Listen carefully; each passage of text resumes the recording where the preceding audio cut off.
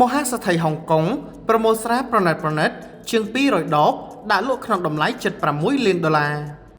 វ៉ាវចំណេញកំ KK The Resident 598ប្រកបអាជីវកម្មស្នាក់នៅជួលក្នុងពេលតែមួយ3 in 1រីករាយនឹងការបញ្ចុះតម្លៃច្រើនសន្ធឹកសន្ធាប់រហូតដល់ 10% និងលក្ខខណ្ឌបង់ប្រាក់មានច្រើនជម្រើសសូមទំនាក់ទំនងឥឡូវនេះសម្រាប់ព័ត៌មានបន្ថែមធុរជនហុងកុងដ៏មានមុខមាត់លោក Joseph Lau បានកំពុងរៀបចំកម្មវិធីដេញថ្លៃ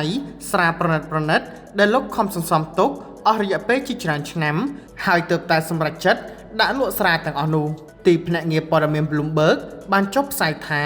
លោក Lau បានប្រមូលស្រាថ្លៃច្រើនជាង200ដបដែលសុទ្ធតែជា brand កំពូលដូចជា Henri Jayer, Petrus Vintage និង Domaine de la Romanée កង់ទីជាដើមសរុបជាទឹកប្រាក់តម្លៃប្រហែល$35 លានហុងកុងឬប្រមាណ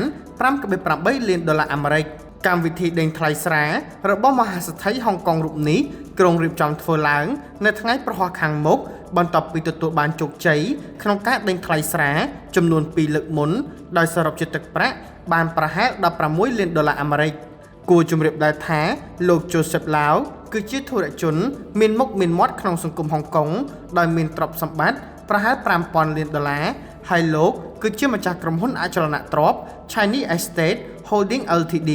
និងជាអ្នកចូលចិត្តសន្សំវត្ថុមានតម្លៃជាច្រើនហើយប្រមូលលក់វិញនាពេលក្រោយ។